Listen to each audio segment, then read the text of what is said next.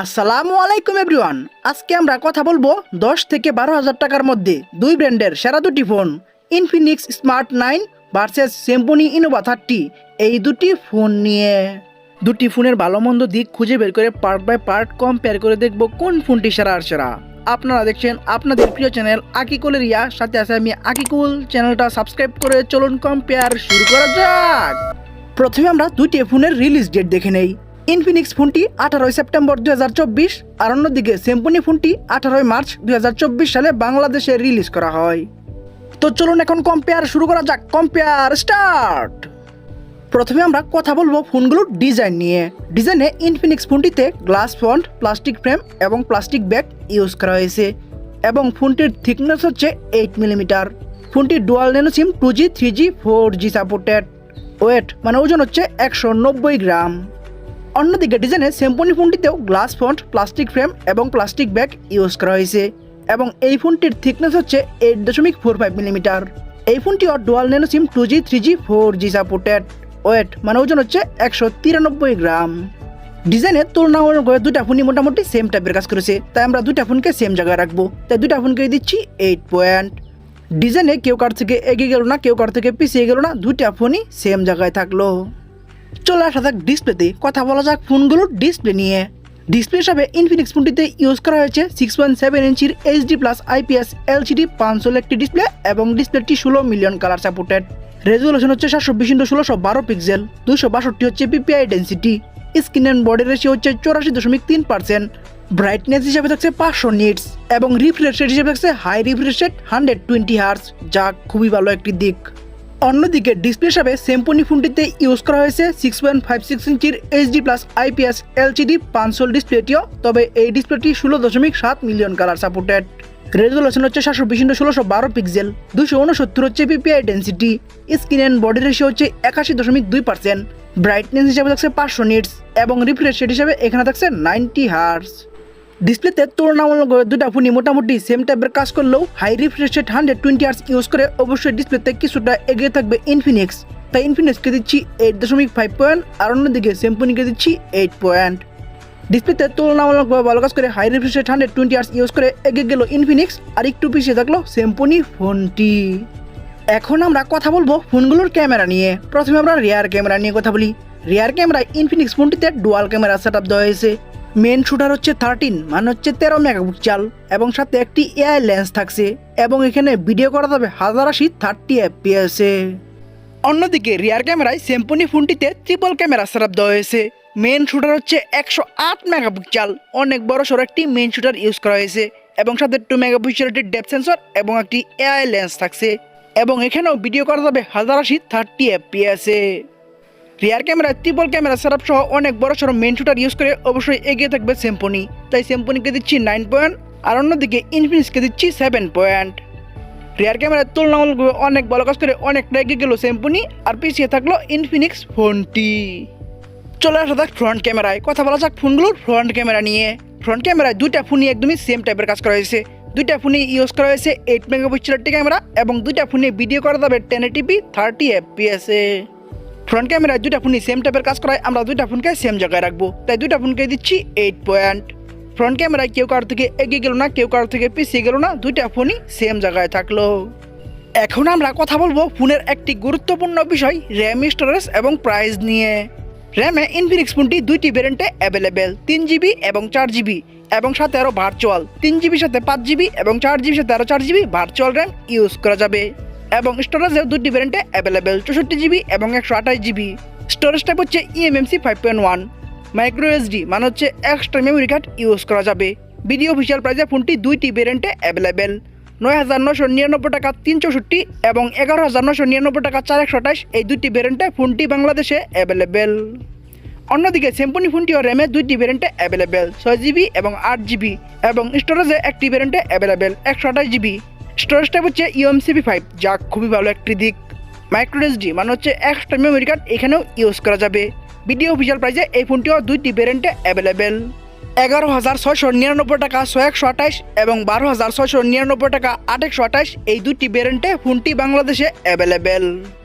RAM, storage এবং প্রাইজে দুইটি ভ্যারিয়েন্টে তুলনামূলকভাবে প্রাইস কিছুটা বেশি রেখেছে স্যামসুং। তবে প্রাইস কিছুটা বেশি রাখলেও র্যাম, স্টোরেজ অনেক বেশি দিয়েছে এবং স্টোরেজ টাইপটাও ভালো দিয়েছে স্যামসুং। তুলনামূলকভাবে প্রাইজের তুলনায় ইনফিনিক্স ফোনটিতে র্যাম, স্টোরেজ অনেক কম দিয়েছে, তাই র্যাম, স্টোরেজ এবং প্রাইজে অবশ্যই এগিয়ে থাকবে স্যামসুং। তাই স্যামসুংকে দিচ্ছি 8.5 পয়েন্ট, আর অন্যদিকে ইনফিনিক্সকে দিচ্ছি 7 পয়েন্ট। র্যাম, স্টোরেজ এবং প্রাইজের র্যাম, স্টোরেজ অনেক বেশি দিয়ে এগিয়ে গেল স্যামসুং, আর পিছিয়ে থাকলো ইনফিনিক্স ফোনটি। এখন আমরা কথা বলবো একটি ফোনের সব থেকে গুরুত্বপূর্ণ বিষয় প্রসেসর এবং পারফরমেন্স নিয়ে। প্রসেসর হিসাবে ইনফিনিক্স ফোনটিতে ইউজ করা হয়েছে মিডিয়াটেক হেলিও G81 12 ন্যানোমিটার আর্কিটেকচারেবল করা 2.0 GHz এর একটি অক্টাকোর প্রসেসর। 2024 সালের প্রসেসর লিস্টে এই প্রসেসরটি 124 নম্বর আছে। এই প্রসেসরটির আন্ড্রয়েড স্কোর হচ্ছে 2,45,000 প্লাস এবং গিগবেঞ্চ স্কোর হচ্ছে সিঙ্গেল করে 420 এবং মাল্টি করে 1391 এবং অ্যান্ড্রয়েড ভার্সন হিসেবে থাকছে লেটেস্ট ভার্সন অ্যান্ড্রয়েড 14। অন্যদিকে প্রসেসর হিসেবে স্যামসুং ফোনটিতে ইউজ করা হয়েছে ইউনিসক টাইগার সিরিজের T616 12 ন্যানোমিটার আর্কিটেকচারেবল করা 2.0 GHz এর একটি অক্টাকোর প্রসেসর। 2024 সালের প্রসেসর লিস্টে এই প্রসেসরটি 112 নম্বর আছে। এই প্রসেসরটির আন্ড্রয়েড স্কোর হচ্ছে 2,70,000 প্লাস এবং গিগবেঞ্চ স্কোর হচ্ছে সিঙ্গেল করে 448 এবং মাল্টি করে 1496 এবং অ্যান্ড্রয়েড ভার্সন হিসেবে এখানে থাকছে অ্যান্ড্রয়েড 13। প্রসেসর এবং পারফরমেন্স দুইটা ফোন দুই দিকে ভালো কাজ করেছে। ইনফিনিক্স ফোনটিতে যেমন লেটেস্ট ভার্সন অ্যান্ড্রয়েড 14 ইউজ করা হয়েছে, আর অন্যদিকে স্যামসুংতে প্রসেসরটা তুলনামূলকভাবে ভালো দেওয়া হয়েছে। যেহেতু একটি ফোনের সবথেকে গুরুত্বপূর্ণ বিষয় প্রসেসর, তাই প্রসেসরটা যেহেতু ভালো দিয়েছে স্যামসুং, তাই প্রসেসর এবং পারফরমেন্সে একটু এগিয়ে থাকবে স্যামসুং। তাই স্যামসুংকে দিচ্ছি 8 পয়েন্ট, আর অন্যদিকে ইনফিনিক্সকে দিচ্ছি 7.5 পয়েন্ট। প্রসেসর এবং পারফরমেন্সের প্রসেসরটা ভালো দিয়ে একটু এগিয়ে গেল স্যামসুং, আর একটু পিছিয়ে থাকলো ইনফিনিক্স ফোনটি। চলে আসা যাক ব্যাটারিতে, কথা বলা যাক ফোনগুলোর ব্যাটারি নিয়ে। ব্যাটারি হিসাবে ইনফিনিক্স ফোনটিতে ইউজ করা হয়েছে 5000 mAh এর ব্যাটারি এবং ফাস্ট চার্জিং হিসাবে থাকছে 10 মানে হচ্ছে 10 ওয়াট এবং টাইপ সি ইউজ করা হয়েছে। অন্যদিকে ব্যাটারি হিসাবে স্যামসুং ফোনটিতে ইউজ করা হয়েছে 5000 mAh এর ব্যাটারি, তবে ফাস্ট চার্জিং হিসাবে থাকছে 18 মানে হচ্ছে 18 ওয়াট এবং এখানেও টাইপ সি ইউজ করা হয়েছে। ব্যাটারিতে দুইটা ফোনই সেম 5000 mAh এর ব্যাটারি ইউজ করলেও ফাস্ট চার্জিং বেশি দিয়ে অবশ্যই এগিয়ে থাকবে স্যামসুং। তাই স্যামসুংকে দিচ্ছি 8 পয়েন্ট, আর অন্যদিকে ইনফিনিক্সকে দিচ্ছি 7 পয়েন্ট। ব্যাটারিতে তুলনামূলকভাবে ভালো কাজ করে ফাস্ট চার্জিং বেশি দিয়ে এগিয়ে গেল স্যামসুং, আর পিছিয়ে থাকলো ইনফিনিক্স ফোনটি। এখন আমরা কথা বলবো ফোনগুলোর সাউন্ড নিয়ে। সাউন্ডে ইনফিনিক্স ফোনটিতে আমরা 3.5mm জ্যাক পাচ্ছি এবং লাউড স্পিকার পাচ্ছি, কিন্তু এখানে আমরা নয়েজ ক্যান্সেলিং মাইকটি পাচ্ছি না। তবে ডুয়াল স্টেরিও স্পিকার পাচ্ছি, যা খুবই ভালো একটি দিক। অন্যদিকে সাউন্ডে স্যামসুং ফোনটিতে আমরা 3.5mm জ্যাক পাচ্ছি এবং লাউড স্পিকার পাচ্ছি এবং এখানে আমরা নয়েজ ক্যান্সেলিং মাইকটিও পাচ্ছি, তবে এখানে আমরা স্টেরিও স্পিকার বা ডুয়াল স্পিকার পাচ্ছি না। সাউন্ডের দুইটা ফোন দুই দিকে ভালো কাজ করেছে। ইনফিনিক্স ফোনটিতে যেমন ডুয়াল স্টেরিও স্পিকার ইউজ করা হয়েছে, অন্যদিকে স্যামসুং ফোনটিতে নয়েজ ক্যান্সেলিং মাইকটা বেশি দেওয়া হয়েছে। যেহেতু নয়েজ ক্যান্সেলিং মাইকের থেকে ডুয়াল স্টেরিও স্পিকারটা বেশি গুরুত্বপূর্ণ, তাই যেহেতু ইনফিনিক্স ফোনটিতে ডুয়াল স্টেরিও স্পিকার ইউজ করা হয়েছে, তাই সাউন্ডে এগিয়ে থাকবে ইনফিনিক্স। তাই ইনফিনিক্সকে দিচ্ছি 9 পয়েন্ট, আর অন্যদিকে স্যামসুংকে দিচ্ছি 8.5 পয়েন্ট। সাউন্ডের তুলনামূলকভাবে ভালো কাজ করে একটু এগিয়ে গেল ইনফিনিক্স, আর একটু পিছিয়ে থাকলো স্যামসুং ফোনটি। চলে আসা যাক সেন্সরে, কথা বলা যাক ফোনগুলোর সেন্সর নিয়ে।